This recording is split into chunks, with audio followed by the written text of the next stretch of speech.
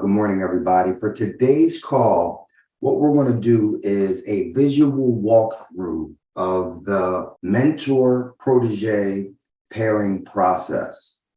And we're just going to show you the visuals from the mentor side who initiates the mentor-protege pairing and the visual from the protege side who's accepting and acknowledging that pairing. And we'll talk a little bit about the emails that are happening in the background, but that's what we're going to be getting into today. What we're going to do is we're going to start off by taking you here to our home screen.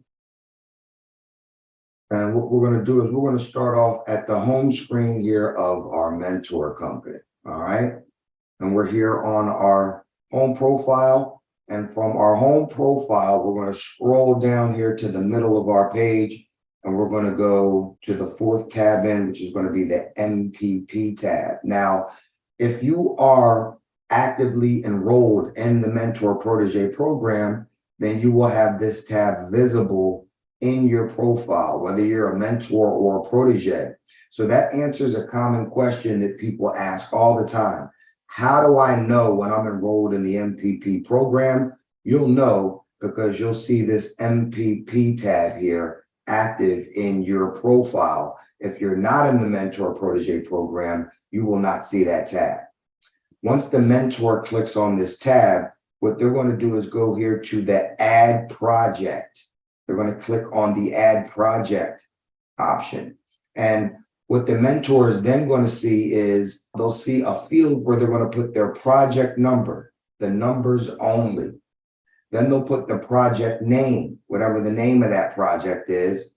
And then they'll have all of the proteges that are available from their particular cohort. All right. Today's example is a mentor from the consultant cohort. So what we're seeing are all of the tier 3 consultant proteges that are eligible for this mentor to select or to send a teaming request to, right? And what we can do is we can go from left to right and we can see the name of the protege. We can see the name of their company. If we click on either, it's going to take us to the profile for that protege on ProRank Academy. We can view the next codes that the protege currently has. All proteges are certified DBEs. So most certified DBEs have next codes that are associated with their companies. All right. Then we have another link to view their profile of the protege here. Okay. So what we're going to do to get started today is we're going to put our sample project number, and it's going to be the number only. So I'm going to say 0000000. Okay. And what I'm going to do is call this test bridge. Okay. And we're going to designate this as a test. You won't be doing that. And what we're going to do is we're going to select our protege here, and we're going to use Julia's test sampler, who happens to be, a sample protege. So we can go ahead and initiate this example for you. Okay. So again, what the mentor is going to do is they're going to scroll down to their MPP tab. They're going to click on their Add Project subtab. Then they're going to put in their project number for the ECMS project, all right, that has the MPP provisions, okay, or that they would like to add their potential protege to, okay. They're going to put the name of the project, the best they understand the name to be, okay, and then they're going to go select the protege or proteges that they would like to send their teaming request to, all right, and then all they do is come down and hit submit. That simple. Now, the act of Diane doing that will generate an email invitation that will be sent to Julia's test sampler, right? Of this is a test consulting. His company is going to receive, and that would be Julius being the point of contact, will receive an invite. And what I'm going to do is stop sharing my screen and show you what Julius's experience is now through our project coordinator, Kenneth Robinson. And Ken, are you there with us? I'm here. Okay. Are you queued up and ready to show us the experience as Julius test sampler? Yes. Okay, I'm going to stop sharing. So from my home profile, same thing, I'm going to the MPP tab. And I'm going to scroll down under projects, and I see the invitation from a sample company Inc. And I can accept this invitation by hitting accept, or I can decline by hitting decline. So I'm going to accept. And now you see the status change to accepted. And yes. Sorry. Did you receive an email as well that allowed you to come directly to this portion of the website when you clicked on the link in the email? Yes, I received an email. So invited to participate on ECMS project number 000. Hi, Julius, your company, this is a test consultant, has been invited by Sample Company Inc. to participate on ECMS project number 000. You can accept or decline the invitation from your MPP project tab. And so I would just click on that and it would bring me here, and I would do exactly what I just did, which was click the accept button. And now the project has been accepted, and the mentor should now have another email saying that I accepted the invitation from the mentor. And at that point, the mentor is going to receive confirmation that the protege has accepted their teaming request. All right. So you see, this is the email that the mentor receives. And what the mentor can do is click on their project tab to view the project. All right. Or to view the teaming request that's accepted. But at this point, it's a waiting game. All right, because the actual project admin, which is somebody from PennDOT or ProRank, is going to have to come in and actually determine which teams of mentors and proteges were awarded the project. All right. So what the admin would be doing at that point in time is approving the project. And then the mentor, again, is waiting for notice that the project has actually been approved or awarded. Once the admin does select that team, that mentor and that protege team, or approve that team as awarded, then the mentor is going to receive an email that their team has been selected and that they need to now execute their MOU with their protege company. All right. And the email will contain a link that will take the mentor directly to the page where their MOU can be executed. Okay. Now, 9 times out of 10, the mentor and the protege should be executing a virtual MOU. All right. And they would click on this button, and that's what we're going to do. We're going to walk through executing an MOU virtually. But in the rare case that the mentor already has the executed PDF version signed of the MOU from the protege, then it can be uploaded by clicking this choose file and then browsing from the folder where that is saved, all right, where your executed MOU is saved on your computer, and then hitting submit. Okay. So what we're going to do though is we're going to walk through the execution of the virtual MOU. And just for reference, if you do upload a document, a PDF of your MOU, this will need to be approved by somebody that's a program administrator before you can move forward. If you execute a virtual MOU, then the act of actually signing the MOU is going to be the approval process. So it's faster to execute your virtual MOU using the virtual signature process. So let's do it that way. And we'll initiate by clicking on this execute your virtual MOU button. We'll read, of course, our MOU because this is what we're agreeing to. This is our memorandum of understanding as a mentor. And then what we're going to do is print our name here.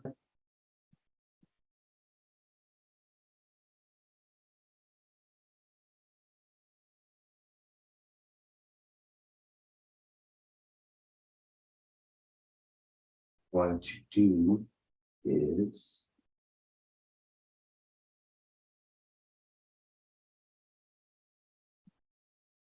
it's that simple.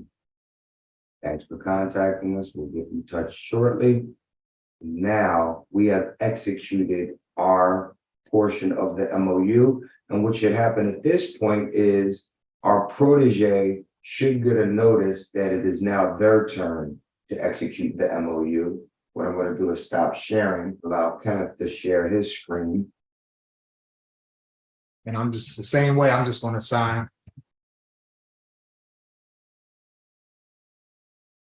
So thanks for contacting us. We'll get in touch with you shortly. And you'll see an email, congratulations, your protege firm test consulting has successfully signed your MOU. We can click here to view our MOU, all right? And now we're being provided with our work plan template.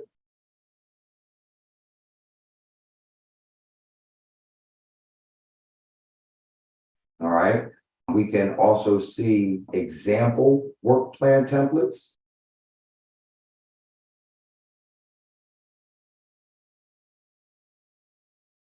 All right, and best practices.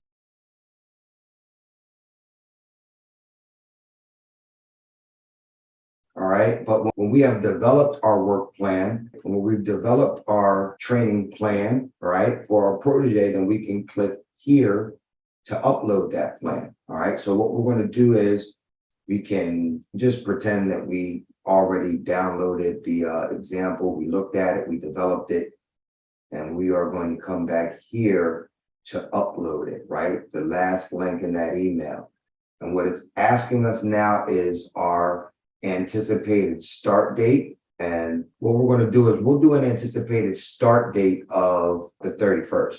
And what we're going to do is select our work plan and just we're going to make believe that that's our completed work plan. And if there was any additional documents that we wanted to upload, then we could upload them here. The moral of the story is you click in this box, you browse your PDF, and you can upload your work plan from wherever it is on your computer. And if you have any other attachments or supporting documents that you'd like to add, then you can add them in this additional section below by just selecting again what you'd like to add. All right. And then once we hit submit, now this will be sent to our protege who can then review their work plan, right? And they will also know when their potential start date is for their scope of work with certainty. Now, that work plan will require approval by PennDOT, okay, once it's uploaded. So it might take, 24 to 48 hours or so for that work plan to get approved, possibly longer, but you are going to be pending approval by PennDOT. If there's any denial for any reason, then the reasons will be listed in your response email, and you'll have an opportunity to correct those issues and then re-upload your work plan the way that we just did, okay? If your work plan is approved, then on the start date, on the anticipated start date, you're going to begin to see pop-up surveys that you're getting from ProRank Academy that are asking you about the experience that you're having with your protege in the MPP, okay? And they'll start on the anticipated start date. And if you say that the work hasn't started yet, then they'll happen every 30 days until you say, yes, the work has started. After that, they'll happen every 90 days. And we'll just require that you complete those surveys so that we can capture information about the program and make sure it's working correctly. So again, we'll just show you from the protege standpoint, that final process of the protege seeing that their work plan is accepted and they should be able to view their work plan. And now they have access, that blue button there would allow them to view their work plan. Again, they too will get a survey sent to them on the anticipated start date to ask them if they started working, right? And if they say no, then they will get another survey in 30 days to ask them if they started working yet. If they say yes, then they will get a slightly longer survey, and that survey will happen every 90 days as well. And that's, again, to make sure that both of you are having beneficial experiences in this program and that we gather ongoing feedback in this program. But hopefully this process will help you to manage your relationships more effectively, to find and connect with each other more effectively, and to more easily navigate the system. And again, just to connect with each other with certainty and know who's who. All right. That kind of wraps up today's presentation and overview of the new mentor-protege teaming or partnering process, but we hope that you find value in it. We will be back with more video tutorials on the process shortly.